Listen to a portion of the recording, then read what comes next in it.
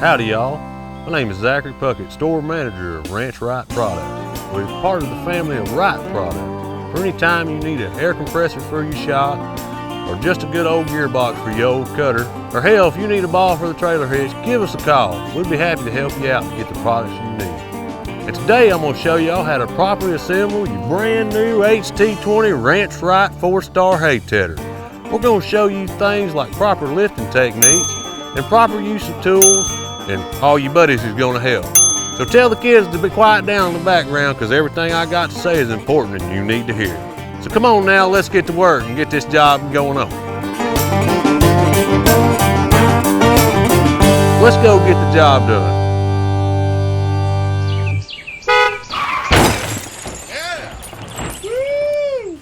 I'd like to take a moment to discuss with y'all the tools you'll be needing today to assemble your HT-20 hay tedder.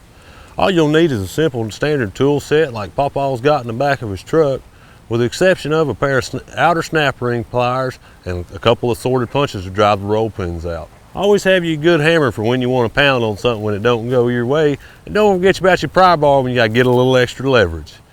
Now always remember, when assembling a piece of equipment, always think safety. I still got my 10, we're going to keep you from getting yours. And always remember to use somebody to help you when lifting heavy objects. There's a lot of pieces in this part that are very heavy, require 2 or 3 people or a forklift or a tractor to pick up. So use your head and not your back.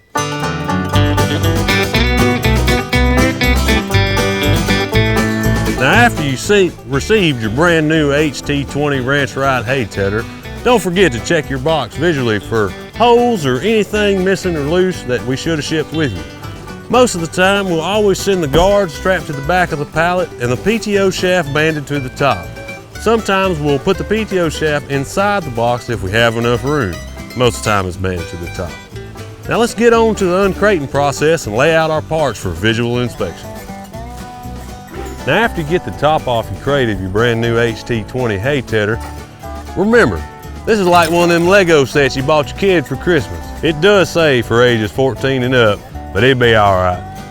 Now we're gonna look and we're gonna lay out all of our parts for a visual inspection on the ground to make sure we got everything that's supposed to be sent to us. And don't forget, keep in mind safety first. We wanna keep all of our fingers and toes, and always get a buddy to help you lift heavy objects. And lift with your legs, not your back. And remember, do it right or don't do it. Now after you got your crate all took apart and got all your parts out for your visual inspection, keep in mind there's a lot of left and right hands to this machine. So we'll go over each step as real slow so you understand what's going on. You'll have 24 left and right hand tines, 12 left and 12 right. They come with bolts supplied to install the tines, but that'll be the last part. You ain't ready for that yet.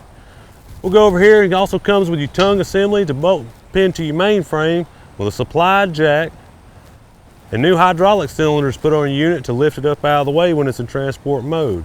Also comes with a hydraulic line supplied, the tilt adjustment when you want to adjust the tilt of your hay tedder to get it in the right crop.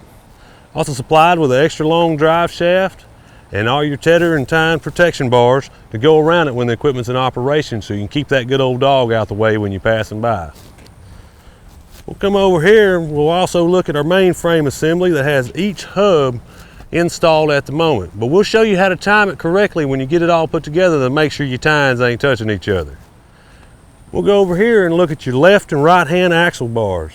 There is 2 lefts and 2 right. Don't get it mixed up, because it'll run around in circles and you'll have a hell of a time trying to ted that field.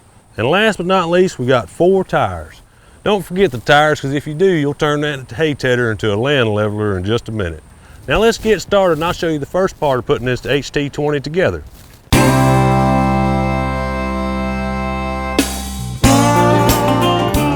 Now the first step you want to do before you start assembling your new hay tedder is check on the timing of the main frame assembly before you put it together. Make sure all your tines are in between each other off of each hub. So you want to look and take a visual preference and make sure the 2 holes on this side are directly on the outside of your bar and give you a center line to the middle of the bar. We know that one's where it needs to be. Now we'll go over to this side and look at this and see how this hole is not lined up directly center as it should be. So all you got to do is knock out your roll pin that comes supplied, that you got to knock out anyways. Remove the spacer that's supplied in shipping, and you can throw that away because you don't need that. And just take your hub and generally carefully pick it up and roll it over to where it's in the middle. You'll feel the gear set down. It'll be a happy medium one way or the other of whether it's centered up or not. It might take you 2 or 3 tries, but it's better off you do this now than try to do it out in the field. And after you get that done, we'll move on to putting our axle assemblies on and getting our wheels on this and getting it flipped over, put together. After you get ready to put your axle assembly on, remember sometimes it requires a little effort to get it on down past the O-ring sitting on the bottom of the axle. We'll just give her a light tap with our dead blow hammer here and work her on down.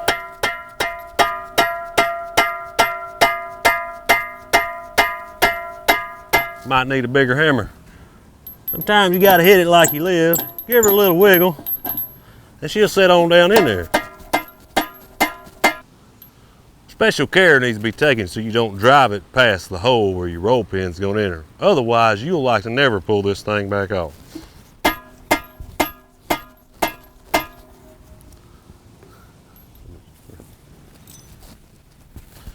Now we'll upgrade and get our double roll pin right here and take our metal hammer instead of our dead blow and see if we can mess up some paint. Well, it's all right, the old lady got the same color polish in the bathroom, I bet.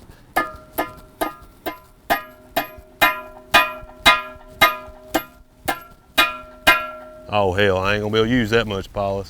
And now we'll move on to the next part of assembly where we'll install our wheels so we can flip it over and put the tongue on. Now while you're putting on your tires on, remember to keep the big disc on the inside of the axle where the bar comes up and keep the little disc on the outside where you're gonna put your nut on. Otherwise you'll trap your valve stem in under that disc and you'll never be able to put air in that tire. And always make sure you don't tighten your axle nuts up too tight so your tires don't spin. Make sure they spin nice and easy before you walk away from it, because otherwise you'll lock up a bearing going down the road.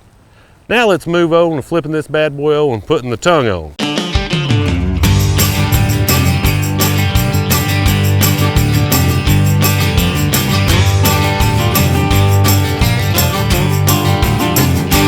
Now after that, you put your tongue assembly on with the long pin provided, but always remember to install your tilt assembly before you flip this sucker over, because it's the only thing that's holding your tongue straight and at the angle you want it. And don't forget to put your tongue jack on before you flip this back over upright so you don't set it on nothing or hurt the person who's helping you. Always remember, safety first. This is a lot of weight on this unit, so take time and be careful and use the proper precautions when you flip it over and get ready to start your next assembly section. Now we're going to show you how to assemble the side tedder drives in the frame on this machine. Now we're going to show you the hardest part of this whole assembly. Now the rest of it's been pretty easy and child's play up to this point. You might want to get you a couple extra buddies to help you. Now take in mind, we've all done this before, but it's still a pain in the butt. We'll be all right, we'll get through it. So we're going to show you in live real time how to time this machine and put your outer legs on. Pay attention, you might want to see this. Now we're going to hold this up as high as we can. Now my tines is, I'm middle, so you can stagger. Yep. You got to keep your timing just right. If you notice, this bolt hole right here is in the middle where the drive shaft is. And if you notice, the other bolt holes at the other end are opposite. That's how you want it to keep them in time so your tines don't touch. Now we found that if we hold it up above it a little bit, and one man hold the drive shaft, one man get a little wiggle. It's going. All right, see him? All right, let's back up a little bit, pull it away from you, and we'll just, there you go, perfect. And make sure you do not put your finger inside that hole or you will miss it, I guarantee. Use a screwdriver or line-up pin before you install your finger in any kind of hole.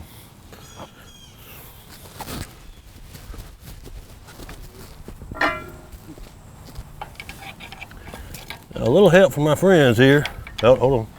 Let me guide y'all, just hold. Use our screwdriver on the opposite side to line up our pin, and we'll smack the end of this greaser with a dead blow hammer. And you be easy because you can really mess it up. Yeah.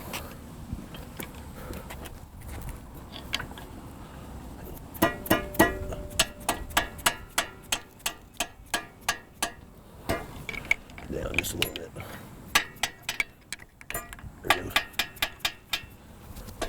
Some care will be taken to get it just right.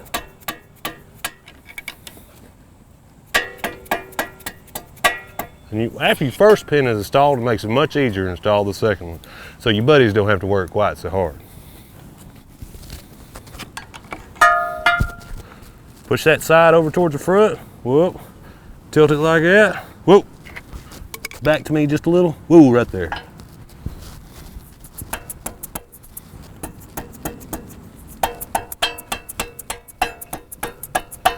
And there's no comparison for good teamwork and good operation.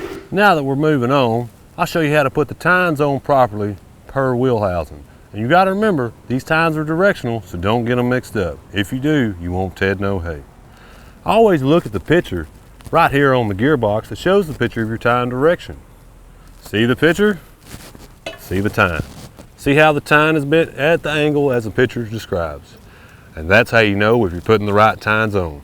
Remember, 6 tine arms per hub on each wheel. And always start your supplies with your short bolt, the lock washer, and a flat washer up through the hole. Well, up through those you can get.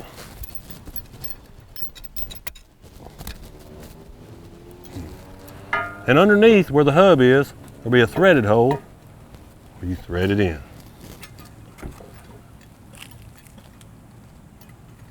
I like to put my insides on first, then do my outside. So it's got something to hold it up.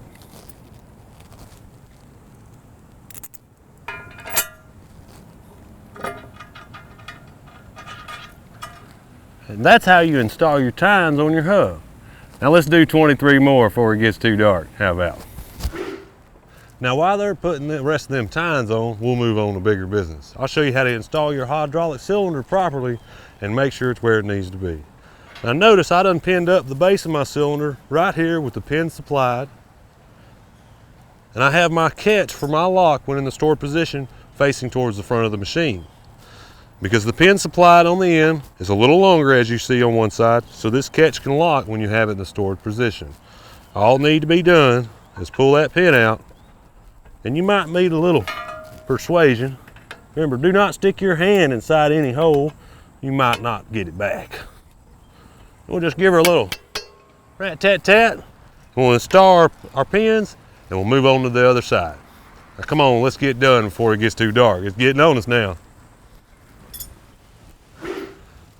After you get both your hydraulic cylinders on, now it's time to run the hydraulic lines. You'll get 3 lines provided in the kit, included with a T-fitting and hold downs. Always make sure your short lines go to each hydraulic cylinder and your long line runs up the tongue of the implement. When installing your lines, I like to leave the opposite end loose before I install my banjo bolt and fitting. The banjo bolt consists of a through bolt with orifice in it for the hydraulic fluid to pass, and a washer on both sides to seal off the hydraulic fluid. Take care when threading this in so you don't damage the threads when installing, otherwise you'd be unhappy. Now we'll get this installed, then we'll move on to the installation process of the guard on your tethered machine. And always make sure to hold your line even and straight with the cylinder while you tighten up so it don't get in the way. And now, you're almost through assembling your brand new HT-20. Just a few more steps. Now come on. Now after you get your last bolt tied on your guard, you got it all together. Now take in mind that the biggest part of the guard goes to the front of your machine, and there's one on both sides, and you have your middle guard that's secured with 2 bolts. And that's about all there is to this hay tedder. Next we'll install the drive shaft and the lanyard to release your hydraulic cylinders. Then we'll be done and show you finished product. Let's get to it. We're almost done. The last part of this assembly is to install your lanyard for your hydraulic cylinder release. I like to double the lanyard and just tie it to each end so I can pull them both at the same time when I'm on my tractor. We send you plenty of rope, so you got plenty of length. That's what he said. And next, we'll show you installing the drive shaft. We're gonna have to pull our quick release tab out and insert it on the drive shaft. You ever felt like you was getting the shaft? I don't know why I got chose to assemble all this stuff. But anyhow, we're gonna stick the drive shaft on like so. It might take you a moment to line it up. It goes on. Pull your quick release back and give her a good healthy shove. Pull it all the way on and draw it back a little till it locks. Your drive shaft is now installed. Put it in the hoop like so. And now you're about ready to take her in the field and ted some hay. How about we go get us a cold beer right quick before we do? Thank y'all for joining me today as we got more familiar and assembled our brand new Ranch Rite HT-20 hay tedder. Don't forget to grease all your pivot points and check all your bolts for tightness after your first couple of runs, because you never know what might happen. And remember, do it right or don't do it. Join us next time where we'll take this sucker out in the field and ted some hay with it and see what it really could do and really can't do. I appreciate y'all stopping by. Y'all come by next time, we might have us a cold one and sit around and talk a little bit. Good old smoking a joke and a little bit of time. I'll see y'all later.